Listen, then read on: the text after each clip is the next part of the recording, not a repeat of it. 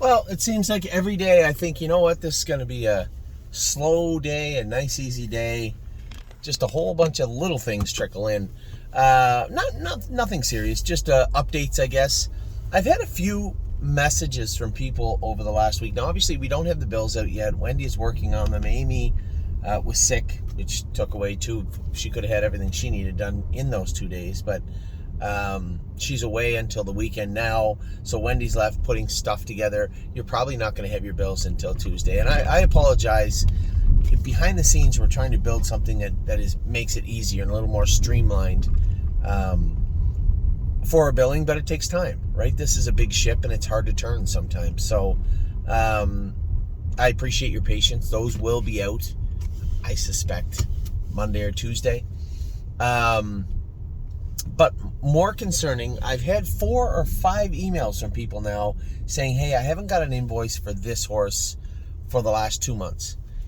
Did everybody receive their invoices last month? Like, not September, but August. Because it seems to me that some people did not receive their August invoices. And obviously it's a little concerning. So I guess 2 things. 1, would you mind dropping me a line? Let me know if you haven't. And 2, I can simply go in and resend them all. But I don't want to do that if it's 4 or 5 people missing.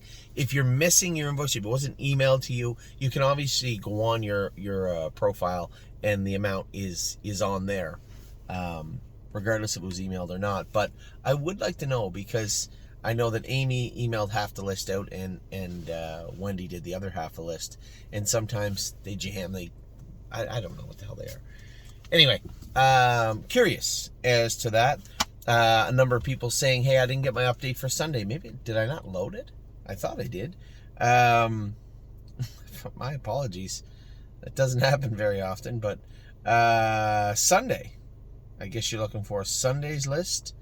This should be able to pull this up earlier, no? Yep, there we go. Sunday who to race. Purple People Eater. I know I did this list. Purple People Eater raced good. Finished second. I was happy with her. She's going to race, another update. She's going to race in that Knowers of 4, but not more 7. I think she can get right there till, hopefully till December. Now, I had sent a note to somebody saying our mares are actually going to be in the Mount Hope sale.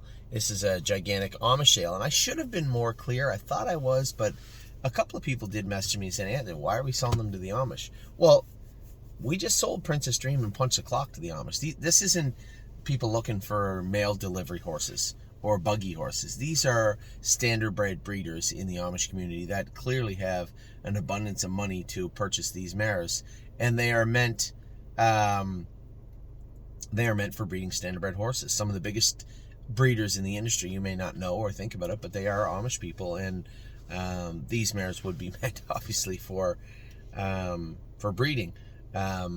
Insider Trading, Halley in the Clouds. What else do we have? Well, we have a number of horses, maybe 4 or 5, 6 horses that would be going in that sale and fitting that bill. So I wanted to clarify that these horses aren't going to be roadsters or buggy horses. These are broodmares, standard-bred broodmares. And many of them will be shipped out to Kentucky just like Punch the Clock was. Okay. So that was Purple People Eater. Rosa and Alexander raced fantastic to close out her year, flying late to finish 3rd. Freedom Hill a little flat. We found out why. She bled. So she is going to be on Lasix for her last start of the season. Not shocking. And I know frustrating was the race in Delaware. There was no vet around to scope her. We just talked it up to Deep Track. Remember I told you that day it looked like she was slipping. I wasn't there, but I watched Brett. She was out the whole way, had no pop, and then came back.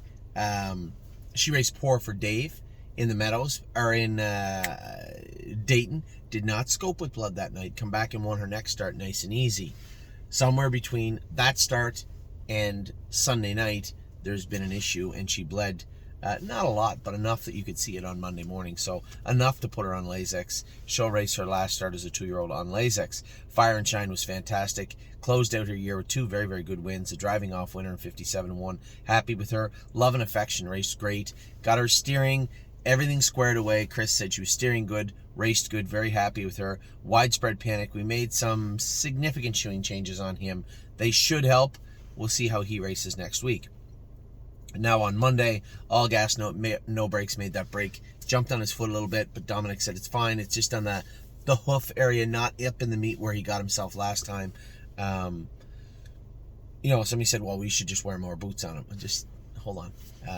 You have to understand the dynamic and the weight distribution of the trotters. It's not just as easy. I have to tell this to people sometimes that have our horse. Oh, just put more boots. So put bandages under the boots and bet wrap. Guys, we've been doing this a long time. And I get that we have a lot of people that are current or former or potentially people that are thinking of training horses in the future. But at the end of the day, we've been doing this a long time too, and there's a reason that we do or do not wear gear on the horses in certain circumstances. All Gas, No Brakes will not be having boots put on. He's been great, usually is great. Once in a while when he breaks a break, he will clip himself. It does happen, but it is not something that we are going to be reactionary in the sense that we are going to just start adding equipment to him. He's perfectly fine, and he may miss a week or he may not, but that will be up to Dominic and Gas. Looks Like Money and Yo Mister obviously disappointed. I had an email from one of our clients saying, Looks Like Money's output is dipped dramatically, and this is virtually unacceptable. Let me be as clear as I can. Looks Like Money got injured, came back, is, I would hope, an open or preferred horse. Can he beat Logan Park in those? Absolutely not. No, he cannot. But he's a better horse than Yo Mister. And he is a good preferred horse. A dip a little bit below the open right now, but a really good backup class preferred horse. And he's going to have times where he's not super productive. When he has the 8 hole and you take him back, he's not productive. And they say, well, it's simple, leave with him. No, we're not going to do that. I'm not going to leave with Looks Like Money at 20. Tell them you have to leave with Looks Like Money at 20-1 out in the open, in with horses you can't beat, your second start off the shelf. No. Not going to do that. So we're going to race the horse conservatively. And that's not a dig on anybody. That's not me being angry. That's just me explaining how we're going to race the horse. He is in a tiny bit of a funk. I'm sure when we get him down a little bit, when he comes forward, he can come straight forward up into the preferred. Yo Mister, a little different situation. Obviously, I'm watching that closely. I had somebody say, well, could he go to Corbin? Yeah, he could. Let's just let it play out for now. The last thing I want to do is get myself into another situation like Oak Grove where we send horses down that just get pounded and do terrible. I don't want to do that. We're not going to try and, fit that square peg into a round hole. Let it come to us. Let's see how Corbin looks. Let's see what we need to do in Corbin. And if there's an open trot that's going to fill every week and a horse like Yo Mister is competitive in it, then absolutely we will. As far as Looks Like Money, absolutely not. Remember, this is a horse that is very fast that did have an injury. It does take time to come back around. And the last thing you want to do is rush it or force it, because then you'll be really disappointed with what happens. So this is all a process. I know everybody looks at everything analytically, but they are flesh and blood, bone horses.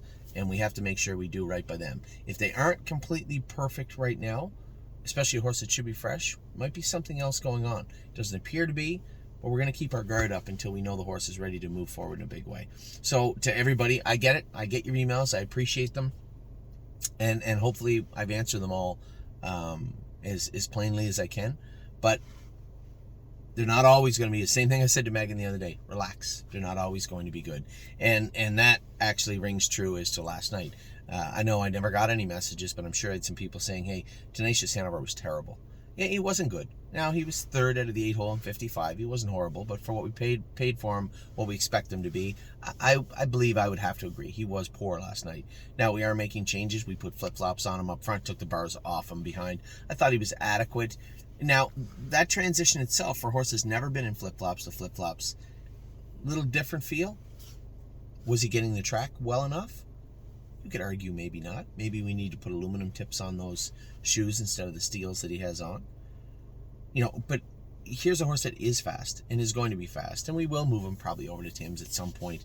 But for right now, he's just fine where he is. He's not going anywhere. He's got one win. He's going to get on a roll where you start to move him up, but it's tough to do. I was trying to drive him in the most conservative way out of the 8 hole last night. I think the trip worked out good. He got beat by a horse that probably shouldn't beat him. 2 of them, actually. But it wasn't horrible. He was just okay. Now, Sunset Acres girl, she's just not good enough. We're probably going to move her. I think 2 or 3 or 4 starts here at Northfield under that speed I believe she could probably do in the maiden, but that's the maiden. So I don't think she's going to be staying long. I'm not going to spend my time racing 20-1 shots in the maiden. We're probably going to move her along and look for somebody who's 2-1, right? 8-5, 7-5. And that's a blunt way of putting it, but that's the reality of the situation. Again, trying to avoid that round peg into the square hole type situation that we can fall into sometimes. We got to try our best to stay away from that. Now today, 3-point blue chip Sirius Dragon, both in good shot, both in good places. Unfortunately, technically a good place, good class, bad draw. 8-hole for 3-point blue chip. Justin Walters is going to drive him. Good kid. He's done a lot of good for us. I hope he does good with this horse. And then 9-2 first start Lasix for Sirius Dragon with Brett Miller and Stacy in Southern Ohio. Thursday's going to be a little tricky for me. We got Stay Close, Drebin, La Dorian, Insider Trading. At night we have Save America. Texong Soprano is going to make his first start of the season. He drew the rail. Oh, good. And then obviously Friday we have Tactical Mounts. Ooh, 20-1 in an open trot Grand Prix trotting classic. Trotting series goes for 75. These are open to sex and age on the trot. So she's in with some, what I would say is some tough horses. Tough horses here in Yonkers. Very happy with the way the babies are going. I'm late getting going this morning. Very happy with the way the babies are going. No mishaps of any kind. Really happy with what I've seen so far. Jacob's going to make his last trip in on Saturday. We get some horses going to Ontario. Miss Mildred's baby will be here on Saturday, as will Isa 10's baby. But as of right now, everybody has been doing their work very well. Just watch another one come in. I'm going to join the fray here in a minute and see what we can get through for the rest of the day. So I think you're updated. I think you have everything updated, what's going on, what's not going on. And again, let me know if there's any concerns or any issues as far as the billing for September. Yes, I know we're late. It's just the way it worked out. You will get your bills on Monday or Tuesday. For those of you who didn't get your bills last month, please drop me a line. I'm trying to figure out if there's a correlation. Maybe there's a junket of names because they're all alphabetical that didn't get their bills, or maybe just sporadically through the list. I'm not sure. Anyway, we're going to look to clean that up and fix it. But for now, I hope you guys have a beautiful day, a wonderful day. It is beautiful and sunny here in Ohio. 54 degrees. That is 11. Getting better. 11 degrees Celsius, 54 Fahrenheit as I go and get some horses jog. Take care, everybody.